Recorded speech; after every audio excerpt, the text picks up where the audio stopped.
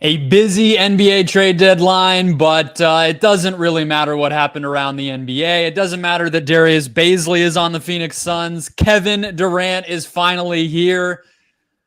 We're live on the Locked On Suns YouTube channel, breaking the busy day down, breaking the end of this long wait down. All right, let's go. You are Locked On Suns, your daily Phoenix Suns podcast. Part of the Locked On Podcast Network, your team every day.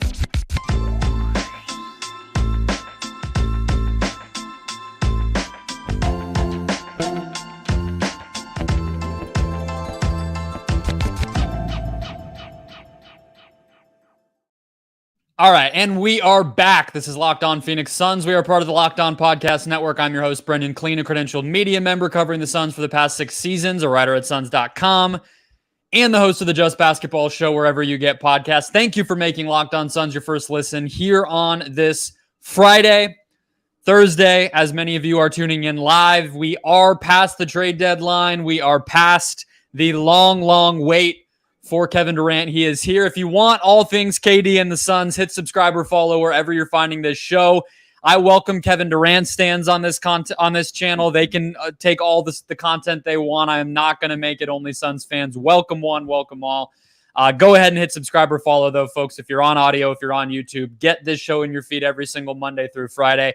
Maybe we're going to go through the weekend. We'll see what happens, how many bright ideas that I have. You can also follow along at Locked On PHX Suns. And today's show is brought to you by Rocket Money. Stop throwing your money away. Cancel unwanted subscriptions. Manage your expenses the easy way by going to rocketmoney.com/LockedOnNBA. All right, Aaron Edwards is here. Aaron, we knew this was going to be the trade deadline day, but for some reason, you and I end up recording the day that all of the craziest stuff happens. I don't think we recorded after Game 7, but just about every other insane thing that has happened to the Suns for a year now, you and I have hopped on the mics afterwards. So I guess it's fitting that we're sitting down to record right now, but I just want you to take me into your head when you saw the tweet hit. A tweet that I feel like we were joking about wanting to see on our phones like last July. And I don't know if I ever thought it would happen, but it did. What happened in your world as that tweet hit? It was such a weird night. So Yes. I was going to a bunch of Super Bowl parties last night. And so it was just a regular night. I think the tweet before it even happened, I was trashing James Jones on doing nothing. I think I was just so mad that I was having so much fun at this party, but I hadn't gotten a Suns notification yet. So the night just goes on, and then it's getting toward the end of the night, and I'm at Colin Cowherd's Super Bowl party, and everybody's getting their gift bags and stuff and getting ready to go, but my phone is dying, and I have to call my Uber. So I use one of the phone chargers in the back, but one of the servers had, and I just have my phone charging. I'm just trying to get juice just so I can call my Uber, and I get it. It just goes, and I still it's Twitter, and I know my notifications are set for Woj, but I'm like, this could still be fake. Yeah, you just don't believe it. Yes, and I only knew one person at the party, this dude Josh, and he sprints at me, and he's his eyes are huge, and I'm like, oh, he saw it too. This is really happening. And that's when everything just went off the rails. We were losing it. It was everybody wearing button-down polos and me and him jumping up and down. And it was just chaos. I still didn't even know exactly what we were giving up yet. That first tweet just said the Suns are finalizing a deal to send KD to the Suns. And that was all I needed, and I was losing it. I was asleep. I'm washed. We watched 2 episodes of White Lotus season 2, and then I closed my eyes. I thought I thought the deadline is going to be crazy. I still was thinking the KD thing might happen. And by the way, I'm going to take a victory lap here in about 3 minutes, just so everybody's ready for that.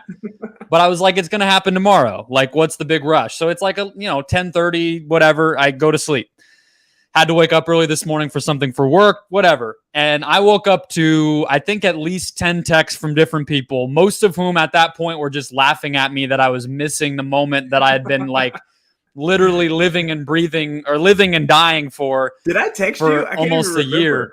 Things are going so crazy. I don't feel even like remember. you did. I don't know when. let me scroll and see, but yeah. So it was a little embarrassing, but obviously I pushed through that pretty fast. I mean, I did a quick reaction this morning, but this is the biggest trade and the best player to ever be a part of this team, right? I mean, we agree on that. Like, I'm not saying he'll be the guy we think of as the best son of all time, but if you're saying who has been on this team and how good are they, he's number one, and that makes this trade number one. I don't know if there's another argument against that. Yeah, I think I was like 6 when Charles Barkley did it, so I don't know the vibes. I know Charles Barkley was good, and I know people immediately thought that team was like championship ready, but one of the greatest scorers of all time just coming to the Suns, efficiency wise, he's Kevin Durant. That's what's crazy. It's like he's not just anybody. We got Kevin Durant just in Phoenix, and that just doesn't seem like a thing that happens to Phoenix. Even though, like I said, maybe this is how it felt when Charles Barkley came here, but to me, it just feels way different. It is. It's pretty earth shattering. I think. To take the victory lap and to just rehash, because again, you and I have been along for this ride, right? We've been along for this ride. That was the first thing I did. Was I went on Twitter this morning and I threw up a middle finger emoji and just said, "This is for everyone who told me to shut up about all of this for as long as I have been." What'd you say? You were cooler about it. I had a bunch of people in my bookmarks, and I was like, all right, I might as well do this now. And some of them weren't happy. Sorry about that, guys, but the drinks were flowing, and I was feeling good and petty. It's my bad. It happens. And look, like, how much of that do you think was Suns fans just – I feel like they were tired of, like, convincing themselves it was going to happen. I don't feel like anyone was like – I mean, come on, you're not going to be over the idea of Kevin Durant coming to your team, but I feel like they felt like I was pushing the knife in for them. And it's like, you don't want me to talk about the good thing you want to happen. I don't understand the logic there. I'm going to keep talking about it. I didn't do it on Thursday's show, the one that went up first thing Thursday, my last piece before the deadline. I was like, all right, Matt Ishbia got introduced. Let's talk about Isaiah Thomas and what the Lakers deal, and I can clown Danny Ainge a little bit, and we'll just see what happens. But the part of it that I felt like was there, and I've said this multiple times throughout the week, is the minute that Kyrie goes, you hear Stephen A. Smith put out there, the Celtics are interested.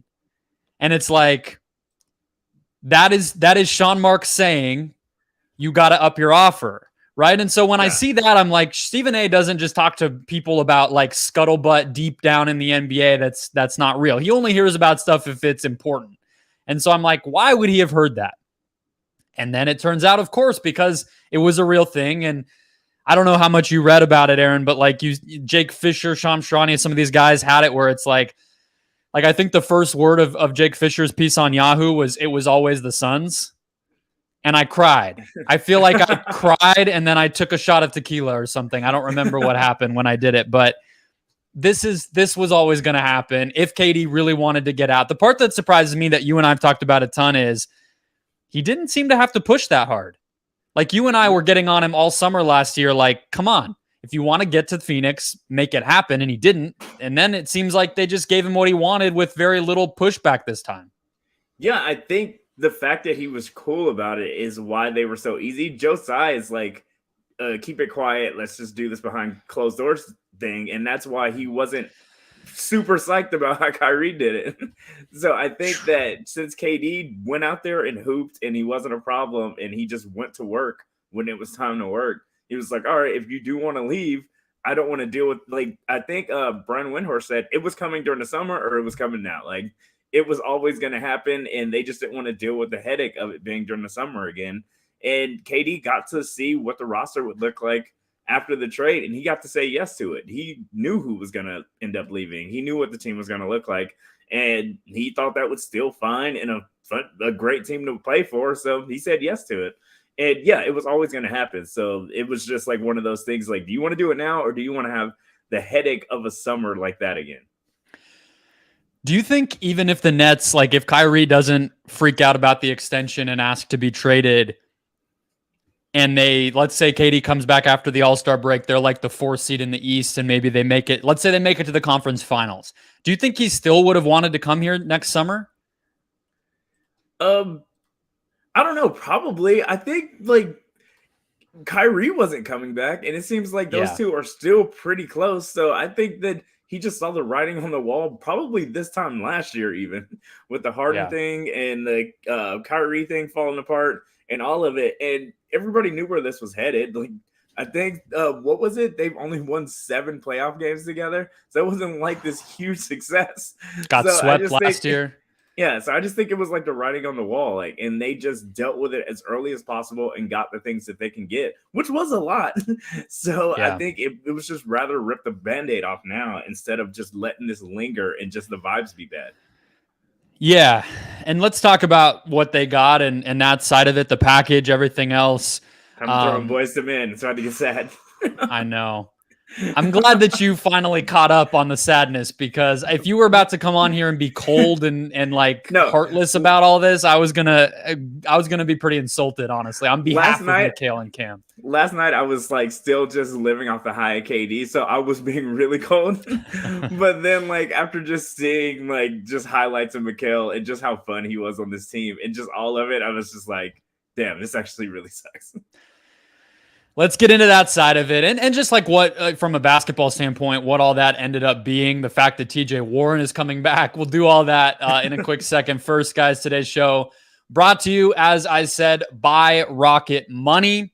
Look, we all have subscriptions that they give so many subscriptions out after you buy stuff now, like a Ticketmaster will throw something. Harkins, I saw, they'll throw you like a BarkBox, or I got SiriusXM from Ticketmaster once and then ended up getting charged 2 months in a row, and they still email me all the time. Rocket Money basically takes that process out of your hands, saves you a ton of money, fixes it for you. Rocket Money, formerly known as Truebill, personal finance app that finds and cancels your unwanted subscriptions, monitors your spending, and helps you lower your bills all in one place.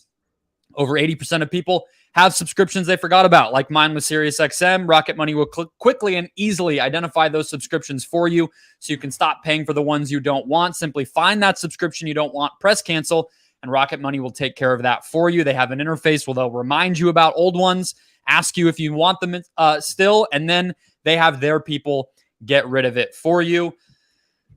These things add up. $10, $20, $100, $200 if you're not careful. You sign up for the streaming service to watch one show. You sign up for, like me, something because you get a deal on it. Then all of a sudden you're paying. Stop throwing your money away. Cancel unwanted subscriptions and manage your expenses the easy way by going to rocketmoney.com/LockedOnNBA. That's rocketmoney.com/LockedOnNBA.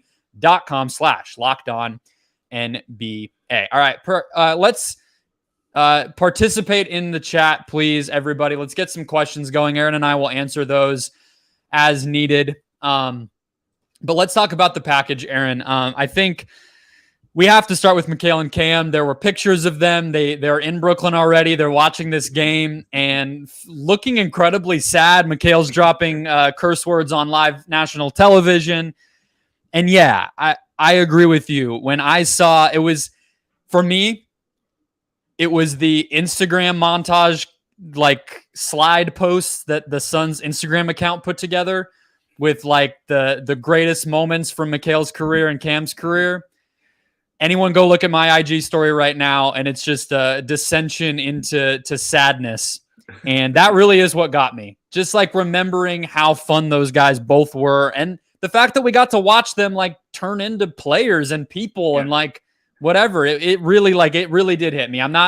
We can do the basketball thing, but from a human standpoint, like we've got to see these guys for a half decade. Like that doesn't just go away easily. It is going to be hard to get over them.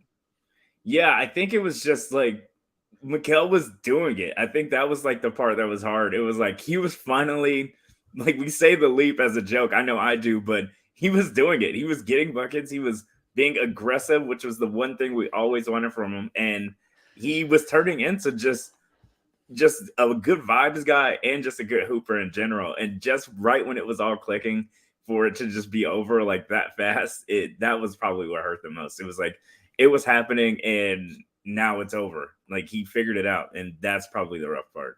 And just the good vibes. Like you can just tell that he probably kind of just kept the locker room in order just by being fun, especially when things were stressful. Like, he still did the JJ pod after they got blown out by 40, and he was very chill about it.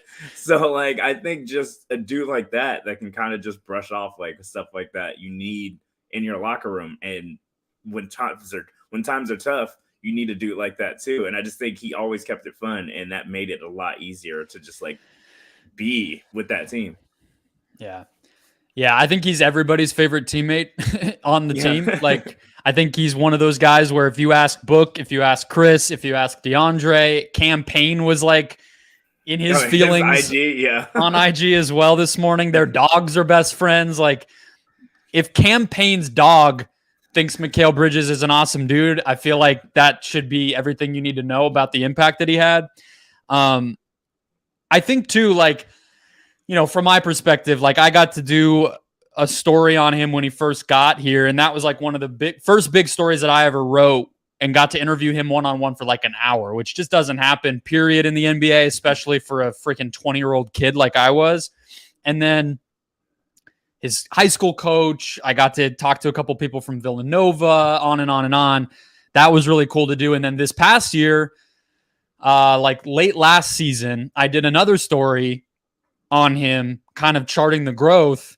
And it was really cool to get to do that and be able to be like, this is part 2, basically. And the thing that's crazy to me watching that guy over the years, and like you were just saying about like he was finally really doing it, is that's exactly the rhythm that his career has always taken. Is he gets there, gets comfortable, impacts the game without having the ball in his hands, and then starts to expand out. And so it does kind of suck we don't get to see fully what that last part will be like in the NBA. I think everybody in Phoenix will be rooting for him from afar. I think that's the last piece, right? Is he was also like, he genuinely loved Phoenix. Like, this is a dude who got traded from his hometown on draft night and somehow made this his home. Like, that another thing that just does not happen. Like, he could have been pissy. He could have, you know, asked for a trade. Like, I don't know how, like, it wasn't going to get crazy like that because he's a young player, but he handled it so well. His pinned tweet says, "I never want to leave." Like, that's what we're talking about with this guy. So I could go on. I know I joked about doing a whole week of shows for goodbyes for Mikal. That's my 3 minutes. I won't overdo it. But yeah, I mean, he's my favorite son ever. And I know I'm young and whatever, but like, for me, that's my guy. So I am kind of sad to see him go. Yeah, it was like, with Book, you just always knew what the best outcome of it could be. So like, watching him grow into what Book is now, like, yeah, it was fun, but we always knew this was going to be Book at some point. With Mikal, it was like watching someone literally grow, like just his game grow, like his confidence. We watched him just grow as an NBA player. And I think like that's just the part where we just watched him grow, and now he's gone. And we watched this dude just turn into an almost defensive player of the year candidate. Like, we watched all this dude stuff from this guy that just grew up in front of our eyes. And now he's just like the most fun son that we've ever had. And you can just tell that everybody loved him. He loved the city. He was always out there going to karaoke bars, singing and stuff out here. Like, he just loved being here. And yeah, it's wild that he's just not here anymore. RIP to the Vine in Tempe. Yes, he was out there singing the My Chemical Romance and all that. But we have to give a shout out to Cam Johnson too. He's also gone. I think that one felt a little bit more expected, I guess, just because like we already kind of went through it with him not getting the extension. He's had these injuries.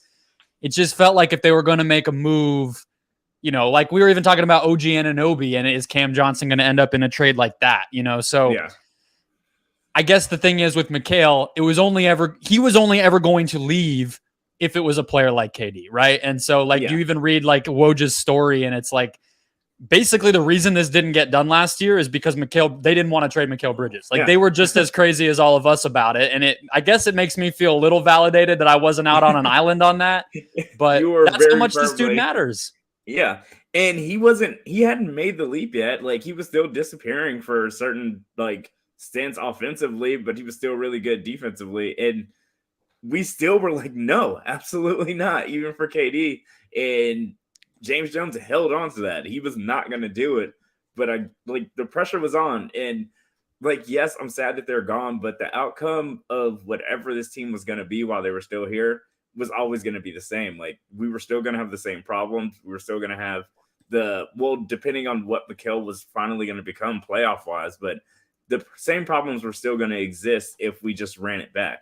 So yes, it sucks, but we had to. It was going to be the same thing in the next playoff series if we didn't make changes. And I hate that change that big had to happen, but running it back wasn't going to be the smart decision either. No, I mean, you and I were on the same page, right? I think like last week when we were like, are they going to be able to do anything big? We'll see. I think we were on the same page that unless it was something this big, we weren't going to go into the playoffs feeling like the Suns were, the number one choice to come out of the West. And what's wild is like, I think the first week of like the season, we were like, Kobe White? Right? Oh my God. We were just grasping at straws. Duncan Robinson. I talked you into Max Strus. Remember that show? Yeah. Yes. Devontae Graham. Oh my goodness. Yeah. So look, and I mean, even Mikal said it, right? Like when he was asked, he said, like, I even thought last summer, like he knew what it was, and he knew if it was going to be Kevin Durant, there's only so many ways that's going to break down. He knew he wasn't going to be slotting in overbook in terms of who's getting kept in a deal like that. And he was like, yeah, I thought it would be me and Cam. And so when he said when he saw it come back up this week, when Kyrie goes and you start to think Kevin, then he's like, yep, I thought it might happen. So we don't know why Cam is looking so grumpy. I mean, maybe because he has to live out of a hotel for the next few months, but I guess. I'm sure the cost of living in Phoenix is a little better. That's true.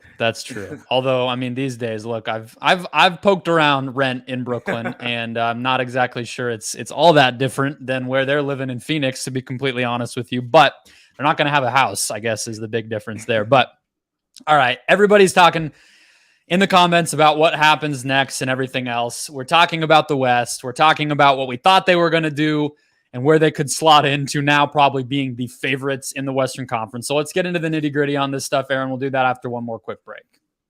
Actually, we're going to hear from FanDuel, the new sports betting partner of the Locked On Podcast Network, where you can make your no-sweat first bet here on Super Bowl 57. You'll get up to $3,000 back in bonus bets if your first bet doesn't cash.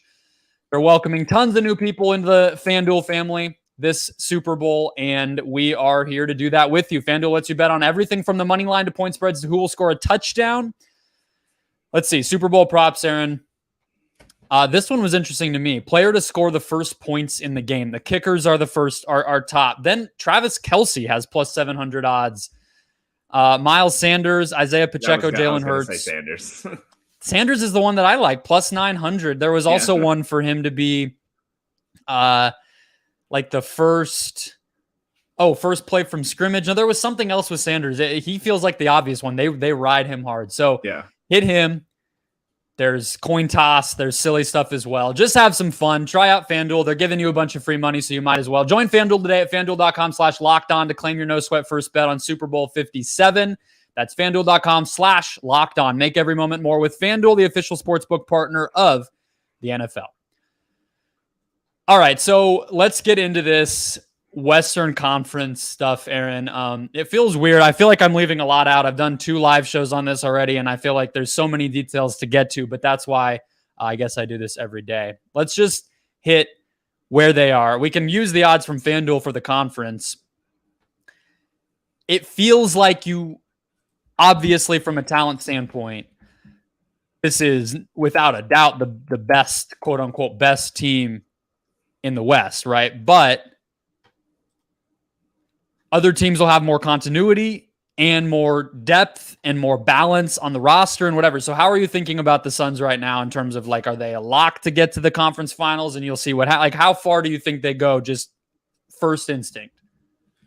I think like what will Kevin Durant get like when he comes back? I think this roster will have like 18, 19, 20 games together to figure it out before the playoffs. And I think like once playoff comes, buckets are buckets, and especially with Monty's offense and the open shots KD's going to get with Book on the floor, and like Chris Paul finally, he gets to just be a point guard. We don't need the scoring from him.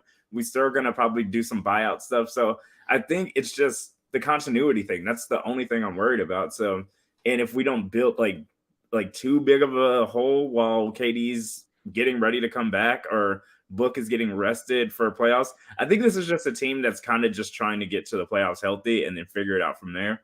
And the window is a couple of years now. So I think you can kind of slow play it, even though I think just getting into just figuring each other out and getting into just like the flow of like being together and getting used to just this type of offense, because it's not going to be the same offense that Mikal Bridges and like all them people ran. Monty's going to have to, he has scorers now, and it's going to be a little bit more ISO than he might like this time. Yeah. So I think like that's probably just going to be like the big change is Monty and the continuity thing. Like he's going to have to not be super stubborn about this, and they're going to have to really get used to each other. So I can still see us like, if we get third or fourth, even though I can see us getting like the second seed, depending on how big of the hole, like while people are getting healthy goes. But yeah, I just think it's the continuity and James and Monty just not being stubborn. Well, and there's another part of this too, right? Which is like you said. So if they I'm assuming KD's first game will be Friday, February 24th versus the Thunder, which is funny in its own way. I'm looking at ESPN, and they have their little ticketing partners. They always have the ticket prices. Not a coincidence. That one is like triple the cost of any of the other games around there. But that's my guess.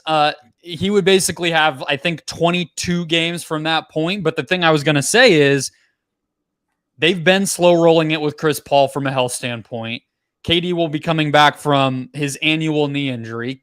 Book just came back from his annual inner leg injury, and they're going to want to play those guys, not limited minutes, but I would imagine some rested games. Maybe it doesn't matter because you have 3 stars, but we haven't even talked about this Hawks game, but we just saw what happens when it's just Chris. So that's not really tenable, right? So it's like they're going to probably be up against it in that way too. Like I wouldn't expect that, okay, KD's back, like they're going to win 80% of those games, even if the continuity clicks right away. Because I think, like you said, health is going to be still the priority. So I don't know what my expectations are as far as the standings. I mean, they're only one game out, just from losing tonight. They're one game out of 4th. They were in 4th heading into the night. So they could get to 4 without too much trouble. I don't know how much further than that they're going to get there, but I have a question for you, which is because we have some questions over how roles are changing and all that stuff. Which of the players that's still around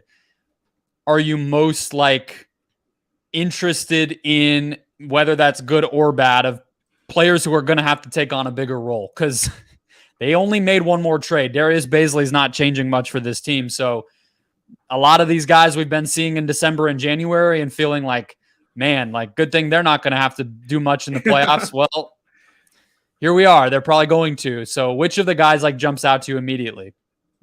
I like Okogie a lot. And let me say, I really do think Reggie Jackson's going to be a Sun in a couple of weeks. So I think that's going to be a really big piece coming off the bench with just a ball handling guard that is a vet too, that just knows what he's doing. So I think that'll help out Chris Paul and just playoffs and the lineups that we can do just with KD and Book and just guards and just having a big out there. I think that's going to be fun. I think going small with KD at center is going to be really good. And that's what I was going to say.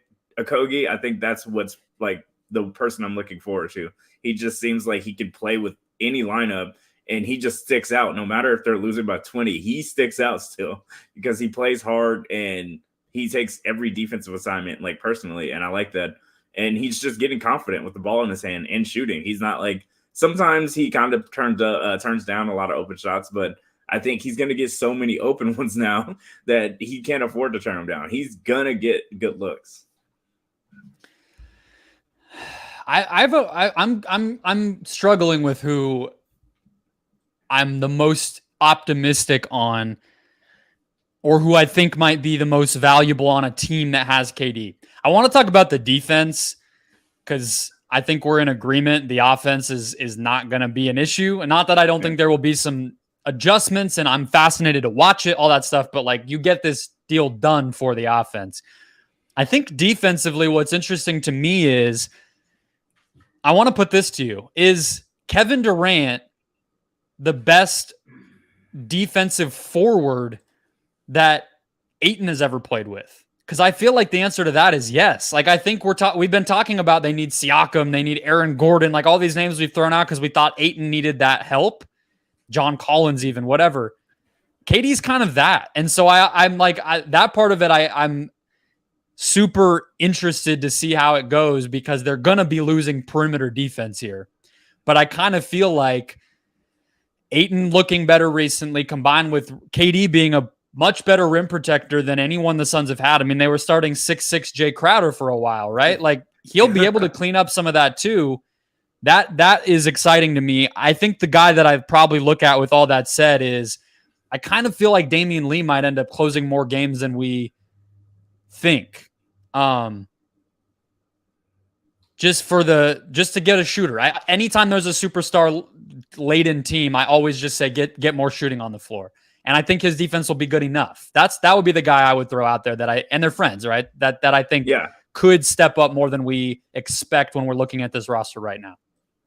Yeah, I can see that especially losing Cam Johnson, which was probably like our most consistent, and Damian Lee being the other one. One of them is going to have to pick up the slack. So yeah, he knows how this works though. Like Golden State, they get you open shots, especially with the gravity that Steph has. So I think it's going to be a lot of space for him. Monty's going to he has a pretty easy job getting open shots with three legit scorers on the floor. So yeah, Damian Lee should be good. Just defensive wise, I just think Okogie's going to be really good with certain lineups, and you can't exactly like hide people on him offensively. At least these days, like you can still like pretty much get something out of him on the offensive end. It's about the same as like what Torrey Craig is, right? I mean, yeah, Torrey's a little bit. He is a better shooter. I won't even say a little bit. He is a better shooter, but Craig's main thing that I think he really does to like punish a defense is cut, get offensive rebounds, make himself a threat because he's not getting guarded. It's not like anyone's out there sticking to Torrey Craig. Yeah. Who do you think they start? If I just ask you right now, and I'll throw in, because I think from a buyout standpoint, Danny Green is a name that really interests me. Yeah. I'm not sure how he is going to be physically. He's also recovering. You just add another injury risk to the team, I guess. He's also not really going to be like a point of attack defender because he's in his mid-30s now. But I like him. Who would you want to see them start? Who do you think is going to be the best starter out of the guys on the roster? We haven't talked about TJ Warren either, so I guess he's in the mix too. I like TJ Warren coming off the bench. I think we're still going to need if we get Reggie Jackson and TJ Warren, I just like that bench. Like I like the scoring from it. I like the ball handling from it. I like all of that. And we could fill in the gaps from there, especially with Damian Lee still. So like our bench isn't like this terrible thing, especially once the pieces start falling. Your guy Landry Shamet. You told everyone we were going to talk about him. His name hasn't even come out of your mouth. That's the crown jewel of the bench, right? I mean, in the playoffs, all these people can't play. Yeah. That was a nice way. That was a diplomatic answer. I appreciate it. Yeah. And I think with, like I said, Reggie Jackson, like campaign might not see the floor as much. We can go a lot of ball handlers on the floor if we do that now, which is weird because that was like the one thing we didn't have. Yeah. And yeah, so I think that I think Okogie is gonna work his way into the starting spot though. I think Monty is so close to doing it already. And I think once he sees just the movement and just the switchability, Torrey Craig can too, and he's a really good rebounder. But with Ayton and KD out there, I don't think that rebounding is gonna be a problem. Yeah, KD's probably at least as good of a rebounder as like Torrey Craig. Better than Jay Crowder for sure. It's interesting though with Okogie because I agree with you, but then he'll just some games just like won't play, and I don't really have. I mean, I understand what his limitations are, but I just mean in general like. There's a lot of games where I just look at it and I don't get why he couldn't get on the floor. Like this Pistons game, he was a DNP. For what? I don't really understand. Book didn't play. It's just like, why not? I guess because they didn't need him. They won by 16. But I don't know how Monty feels about him. He is a little bit unpredictable. He will make some mistakes. There are just going to be some games where offensively he's just a zero if he's not able to get in there with that energy stuff and everything. Yeah, at the I end of don't the day, know. it is Monty, and he's just gonna go with what he knows. So it's Yeah. probably just gonna be Torrey Craig because he's just confident with it, and he just like it's Monty. Like you're not gonna make him do something crazy. I feel like it might just, what I was going to say is it could just be different every game. It wouldn't Yeah, surprise me, especially come playoff time, if it's Damian Lee some nights, or maybe series to series, if not game to game. Like, okay, tonight we just really need to outscore them. So Damian Lee's going to be out there, or Landry Shamet, even, I don't know, like, or TJ Warren. But I do agree with you on that. I feel like Warren off the bench, like it's a weird, different sort of answer for that bench scorer than we might have thought of, because yeah, he's not a it was not guard, what we thought. Yeah, but like, if you give me him versus, like, I don't know, like you said, Kobe White, I mean, I'll take TJ Warren. Like, he's big. He's definitely capable of getting a bucket. And the Suns, just their quest to get all of the best mid-range shooters in the NBA on one team, he'll add to that too. So I don't know. I think him off the bench, I'm not exactly as excited about Reggie Jackson as you are. I feel like he had that big run in the 2021 playoffs, and I don't know if Clippers fans have been thrilled with him since then, but he is one of those guys that seems to buy in if it's a good opportunity. So I could see this working out for him if he just feels like, I could go win a championship if I play my butt off. Like, maybe that is what he needs. I like Danny Green. I do think it could be any assortment of people coming in that starting spot. What the bench lineups look like, it's not a perfect thing, but I feel like they have enough different types of answers where, as long as Monty's kind of pushing the right buttons, they'll be able to get it figured out. yeah. I think just when it comes to like the bench stuff, like the problems that we had before, it was like, especially with certain good teams, it was like, all right, when Luka sits, like we got to at least be up 5 or 6 because the bench is going to go in, and we got to hold on to this. I think the stress that was on the bench is going to be like a lot less. So they don't have to think in those terms like, all right, like we need this game to be close before Book sits, or Book might have to play the whole second, and like all those things that we had to worry about. And the bench just having to hold on for dear life until like those minutes were up. I think that's probably like the part that we don't have to deal with as much with the scoring that we have in us now. Even off the bench, like we have bench scoring now. Yeah. No, and you just which I think you were getting at, like you throw in the fact they can probably stagger Chris and Book and KD, yeah. And it's like, maybe that's not even a problem, but even if it is, if there's injuries or foul trouble or any of that stuff, like they have answers to that now too. Yeah, it's not going to be like Dallas where, Spencer Dinwiddie is just like killing you. Like, you know what I mean? There's not going to be situations like that. I feel kind of weird. Like I said, I keep like there's so much to talk about, but I also feel like we talked all last summer about this. Like it just feels like I said all the stuff I have to say about KD, but let's end on this note, because we've talked a lot about the defense and the bench. The biggest thing is this offense is going to be insane. So this is my buddy Alec. He is listening. Maybe he's not watching anymore, but he threw this question in before. 5 seconds left, game 7. Who's going to take the shot? I don't know if it needs to be so dramatic like that, but it is an interesting question about who's going to have the ball in those types of moments. Because at the end of the day, somebody's got to do that. My answer is KD. What's your answer? It's KD. Yeah. Yeah, he has the easiest shot in the world. Like nobody, it's unblockable. Book, he's gonna get a shot up, and he doesn't care how insane or how crazy it looks. But I think KD can get a regular shot off in 5 seconds, and he won't even see you in front of him. So yeah, it's gonna be KD every time for me. You just think about those times when Book was getting blitzed against Dallas, and him and Chris are combining for 57 turnovers in games like 5 and 6 and whatever, or 4 and 5. Zone days are over. Those 3-2 zone days are over. You get the ball to KD on the weak side, and it's done. You know what I mean? Or KD starts with the ball and he just it's crazy. It's going to be insane. I'm very excited. I told, like, I was on Just Basketball. We did our post trade deadline thing today.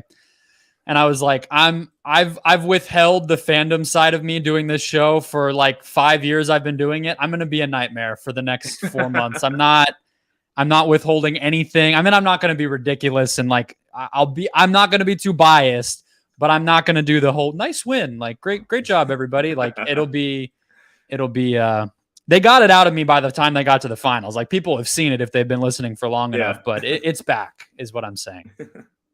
Yeah, I feel like people, they were burying us. So I think it was one of those like rejuvenated things where we're just like, yes, we were in the dirt. Like we were making tank memes and looking at lottery and we're thinking about Wemby. Like it was dark there and people were very happily to step on our graves. So it was really good. That was kind of the best part about the trade, was just seeing how many people that were burying us be pretty mad about it. If you either created or shared a Wemby Suns jersey swap, you're not allowed to share a KD Suns jersey swap right now. That's the rule. That's only fair. I think we can cut it there. Yeah, I think John Morant probably is worried about the West now, for instance, in terms of people that might need to take back some of their words, not to mention the ridiculous fans who root for who knows, the Trailblazers or something and had something to say. But that is that. We will be back Monday. More to break down. We probably got to talk about what this offense is actually going to look like and how crazy it really could be, and all the rest of the West moves and where the Suns stack up. No shortage of things to get to. So hit follow, hit subscribe wherever you're finding the show. If you are a KD fan from Brooklyn or Oklahoma or Golden State or Lord knows where, and you are here for the first time, this channel does stuff every day. So hit that button, get it every day, and come along for the ride. Go make Locked On NBA your second listen today, guys. Get caught up on all the moves around the whole NBA. That show's available on all podcast platforms as well. And I will talk to you all tomorrow.